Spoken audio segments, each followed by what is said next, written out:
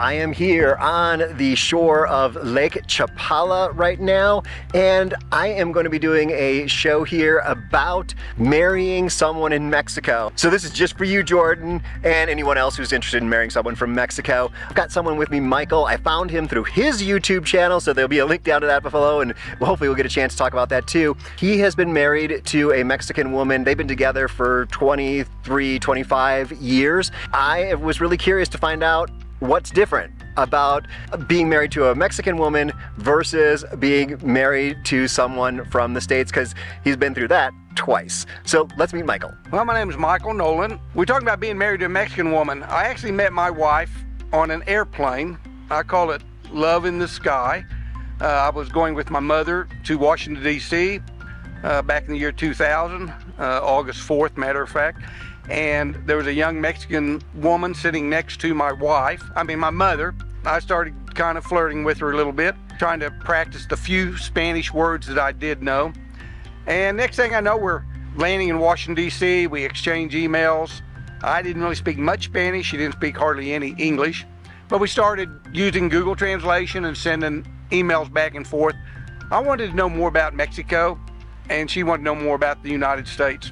So after doing that for several years, we actually made several trips back and forth. We decided to get engaged and did that for about 4 months. Then we got married on December 30th of the year 2005. And we've been married ever since. I continued to work in the United States, and she continued to work as a doctor and professor at the University of Guadalajara. And we just basically went back and forth. I kept United Airlines in business, basically. She'd come to the United States and we'd travel, go on different vacations. It was like a honeymoon every 3 or 4 months. And that's about when we saw each other, about maybe a week or two for every 3 or 4 months. And it worked out great for us. And I learned a lot about her family, about her job, about her coworkers. And I just really loved coming down here. She enjoyed coming to the States and going to different parts of the world. And I did too also, but I really liked coming to Mexico because prior to that, I'd never really been anywhere except some of the border towns. Coming down here was a lot different. The culture, the people, the closeness of the families. And that's probably one of the hardest things that's been on me, is trying to understand how close they are. They're together all the time. They talk all the time. They travel together. It's just very, very unique, which is great. I really admire it. So the relationship to family is definitely different in Mexico. So I want Michael to dig into that a little more and explain those differences. My wife has 4 sisters, her mother and father. When I met Cecilia, and until we got married, she was still living with her mother and father. They were both professors at the University of Guadalajara, and her father was an attorney. And it seemed like every time I went there, and I'd stay in Guadalajara, not at their home, but at a hotel not too far away, I would go over to their house. Well, let me back up a little bit. For the first 3.5 years, I never met any of her family except one of her sisters and her husband. Cecilia kept me kind of away from the family because she wasn't really sure I was the one. But once I did get an opportunity to meet the entire family, which is 4 sisters, mother, father, brother-in-laws, nieces, and nephews, it seemed like every day they're together. They would all go to work in the morning, come to their parents' house around 3 o'clock, have lunch for a couple hours, then disperse around 7:30, 8:30, everybody be back. All her family lived in Guadalajara, and here I am trying to court my girlfriend or date my wife, and I have her whole family around. And then here comes her cousins and her aunts. And it was like we'd be there on a dinner and there'd be 40 people. And I all of a sudden got adopted by all of them. And then there's the families and friends, cousins. It's just amazing. I've got 4 brothers and a sister. One of my brothers passed, but I'll talk to one maybe weekly, another maybe once a month. One of my brothers I haven't talked to in about a year. It's just completely different. We'd see each other every now and then at Christmas or whatever, but once my mom passed back in 2008, we really never got together for Christmases anymore. Families down here are very, very close. And one thing I need to tell any gringo that's going to be marrying a Mexican, you're going to have to marry the whole family.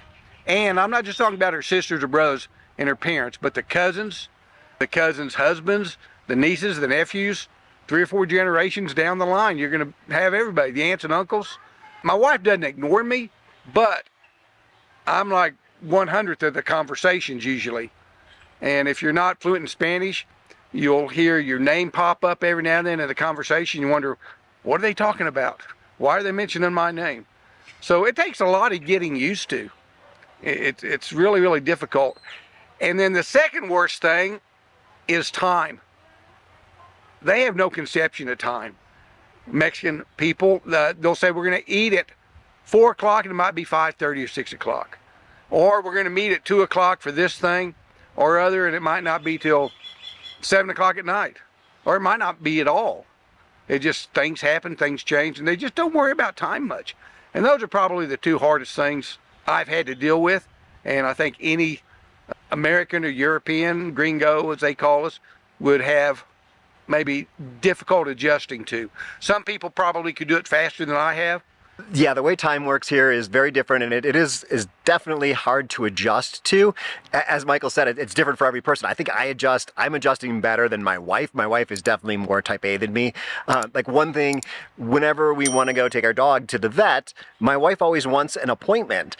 And I'm like, they don't do appointments. That's not how it works. Maybe if you're having a surgery, they're like, bring your dog here in the morning.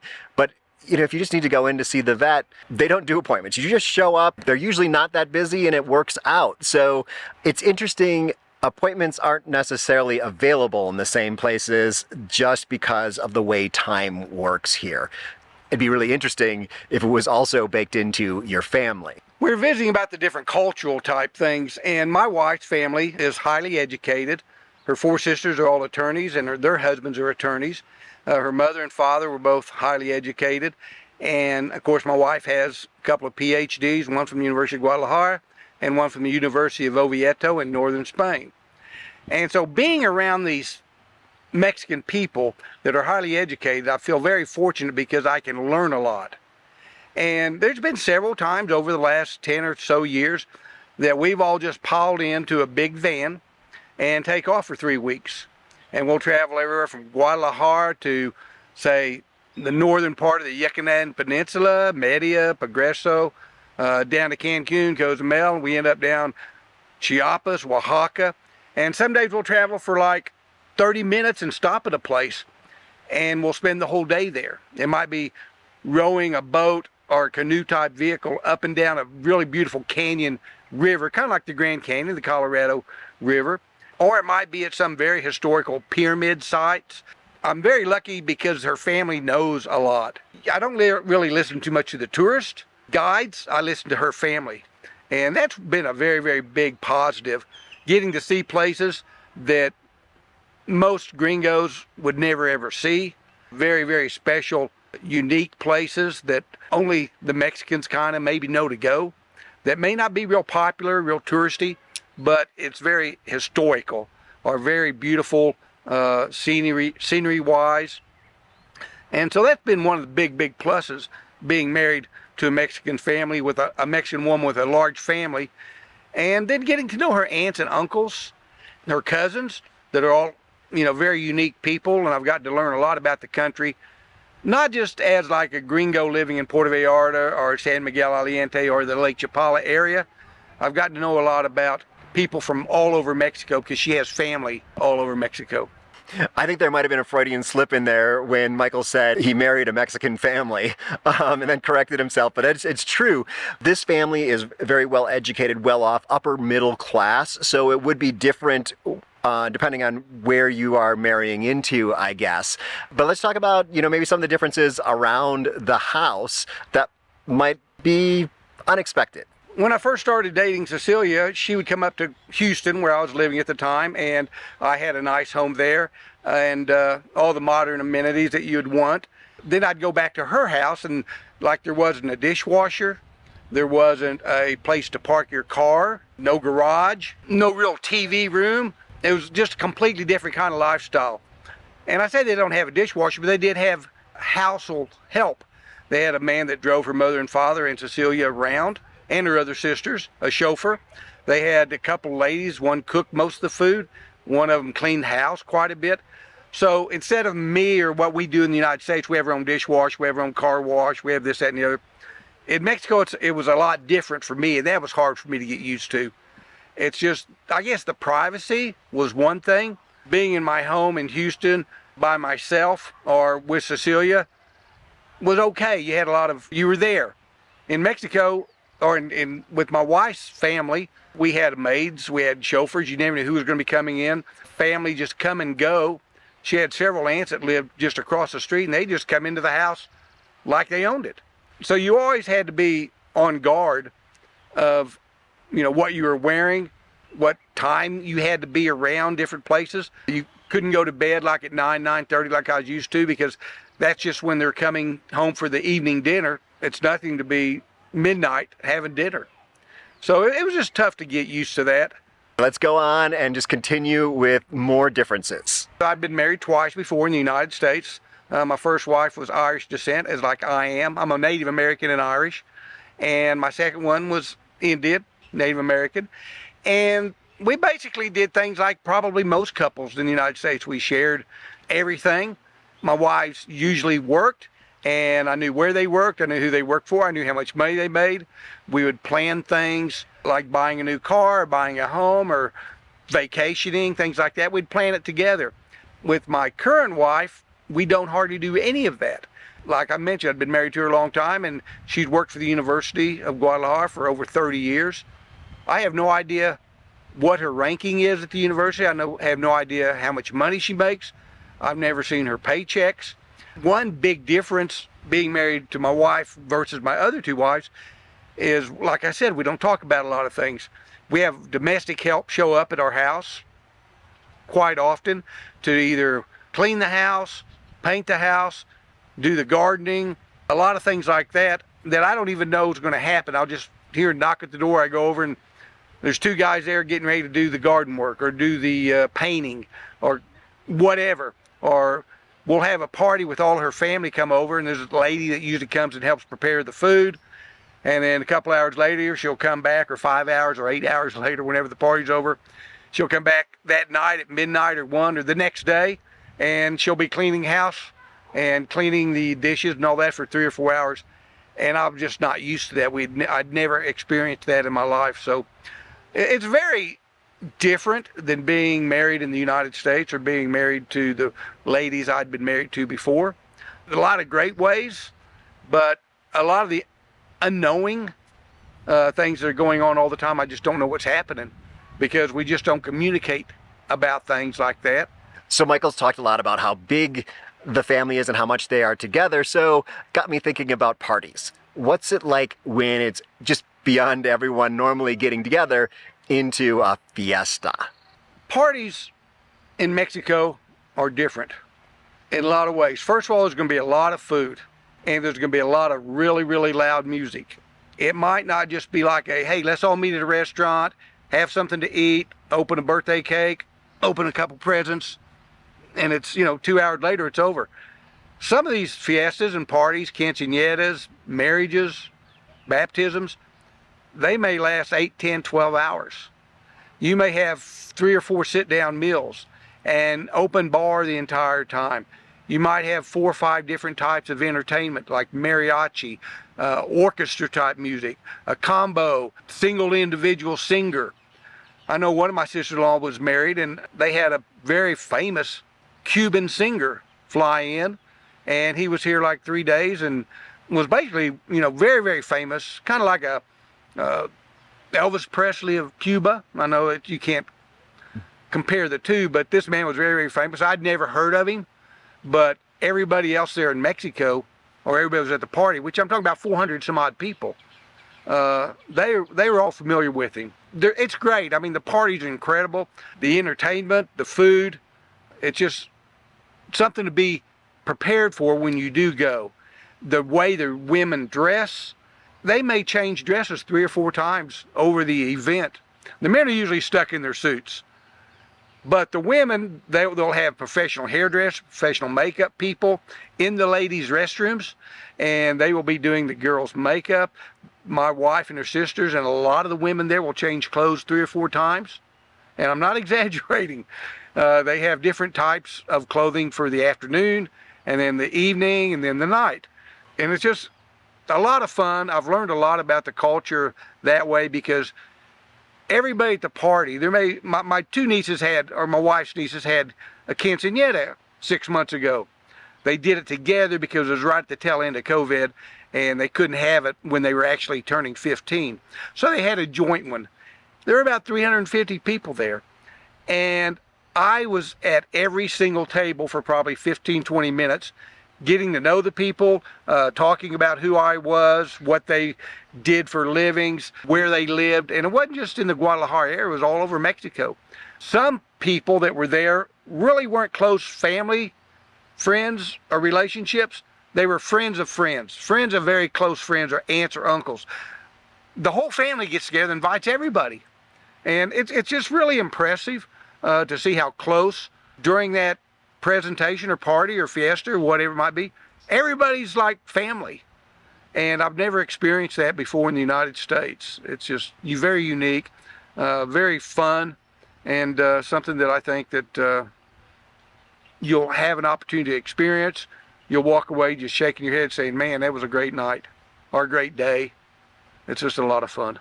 So you probably heard that there's a lot of income disparity in Mexico. So hearing about this, I'm thinking these are pretty wealthy families. So I'm just going to dig in. We're going to ask Michael about maybe the status level of this family, because if you're marrying someone in Mexico who's on a lower economic stature, it's going to be different. The parties are still going to rock. They're still going to be very long. They might not be quite as big, not be quite as many meals or quite as many band changes or clothing changes.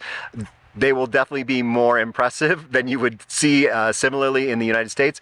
But let's hear more about how common this is, or what economic level this stuff happens at. As we mentioned earlier, my wife's family is all professionals, either attorneys or university professors, things like that. And they do have a little bit more material type things than a lot of people here in Mexico. But on the other hand, they're a lot less than a lot of people. The economy in Mexico has changed a lot over the last, say, 15 years. And there's a lot more middle class or upper middle class than there used to be. But still, the parties are great. They're fabulous. But I notice a lot of other areas to where the people might not have near the financial situation that my wife's family has, but yet they're all still happy. They may just be having a small party with plastic tables, plastic chairs, styrofoam with tacos, frijoles, some rice, a little bit of tequila, a little bit of beer, and a lot of Coke. They all drink Coca-Cola. I mean, Coca-Cola, there's more, I think, drunk per capita here in Mexico than anywhere. But they all have a great time. They're all very, very happy. That's one thing you'll see in Mexico. There's always music, there's always food, and there's always the closeness and relationships of the family. One thing I was talking about earlier, my wife being a professor at the university for a long time, a tenured professor, I've gotten to meet a lot of people. And one of the men that I got to meet many years ago, a director, or what we'd call the president of one of the campuses at the university. This gentleman went on to become the general rector, or the total president of the entire University of Guadalajara. And Dr. Cortez has become a very good friend. But being friends with him opened a lot of doors for me. He is the gentleman that gave me my radio show in Puerto Vallarta. And by doing that, I got involved a lot with the International Film Festival, a lot of the different groups and organizations that were coming through. The film festival is probably the largest Hispanic type film festival in the world. They brought a lot of movie stars. I've got to meet a lot of them. I've got to meet a lot of directors, producers, and I've had an opportunity to interview a lot of them on my shows. And it was just really exciting to be able to be around those kind of people that I would have never ever had an opportunity to be around or get to know if it wasn't through connections of my wife. And now that's not going to be true for everybody, but I'm very fortunate, and I think very lucky to have gotten to know so many people in the country of Mexico that have been very helpful to me, very educational for me, helped me kind of meander my way through living down here for the last 8 or 9 years now. Every door can be opened. There's somebody behind all of them, and you can learn from everybody. So that's one thing that I think living in Mexico, and people are willing to help here. It doesn't matter if you're just at a hardware store, or if you're at a little fruiteria, or you're at the little convenience store down the street. Everybody's very, very helpful, and they'll try and help you all they can. It is so true. Just even how I set up these interviews. I met Michael because of his YouTube channel. He's like, hey, you might want to interview my wife too. So actually, you're going to get to meet his wife in another interview. So if that one's ready, it's going to be up in one of the corners, but might take a little bit for that one too. But she is studying the impacts of expats and she's studying expats in Mexico. So that's going to be really cool. But the helpfulness, I think, is where I wanted to go with that, is connecting with one person. People really do want to be helpful. Not only the Mexicans, but also the expats that move here tend to be the type of people that want to help other people. So ask for what you're looking for and you will probably get it. So let's go back to Michael now. One of the things he does is help people, help expats with his YouTube channel. So let's hear about that. Well, as I mentioned earlier, Dr. Cortez, when he was general director of the university, asked me to dinner, and we started talking about us moving to Mexico, and that I was going to say, well, how do I get my visa? How do I get my passport stamped down there? How do I get all these things? How do I get car insurance? Can I bring my car down? And through this, he answered some of my questions, but he said, you know, there's a lot of people that know a lot more than me about this. And what we're going to do is we have a radio station at the campus in Puerto Vallarta, and we're going to give you a radio show. And we're going to give you the opportunity to interview a lot of different people and for the expats. And so I did that for 5 years. I had a lot of fun interviewing people, all the charities, all the organizations, a lot of people about the different events like Vallarta Pride, which is a big, huge international Pride Week every year in Puerto Vallarta. I had the committee on every year. A lot of the movie festival stars that would come down, producers, directors. But one thing I think was more helpful for the expats than anything was the different organizations that were charity. We had orphanages, we had libraries, we had American Legion that did things like Toys for Tots. We had a Jay Sadler program. There's a gentleman named Jay Sadler in the Bay Area that donates a lot of money. And it all goes to helping needy people, Mexican kids. They rebuild schools, they rebuild the restrooms, playgrounds, kitchens, things like that. So the show on my YouTube, it's called Expat Conversations with Michael Nolan, and that's Nolen. You can go there and learn about things. What I try and do is the same I did on the radio, is interview people to give information out to expats to help their life a little bit, make it a little bit easier, make it transition. If it's real estate agents, if it's banking people, if it's how to buy cars, different organizations such as Rotary or the American Legion, Red Cross. How can you be involved? One thing that really interested me is a lot of the organizations such as charities are run by Canadians or American or expats basically. A lot of the orphanages, a lot of the libraries, different things to help kids be busy after school, to give them something to do more than get in trouble, like I did a lot after school. So the gringos really do chip in down here, and it seems to be very well accepted by the Mexican people. They want the help, they want the expertise, they want the experiences that us gringos do bring down here. So it's just a really great opportunity to be involved. If you do move down to one of the more or less popular gringo areas, which is the Bay of Banderas, Puerto Vallarta area, San Miguel Aliente, or the Lake Chapalas area, you'll find many opportunities to be involved, keep yourself busy, and help the community, help yourself health-wise, keep your mind busy, and enjoy life. That's what it's all about, and I really love living down here. Things are challenging from time to time, but all in all, I think any expats that want to move down here will really enjoy it and have a great quality of life. So Jordan, I hope you learned something from this video, and I hope all of you learned something too. And I've got a video from Michael up here for one of the videos from his channels that I think you'll enjoy, and other videos, another video from expats down in Mexico, living the dream so that you can live it too. Hasta luego.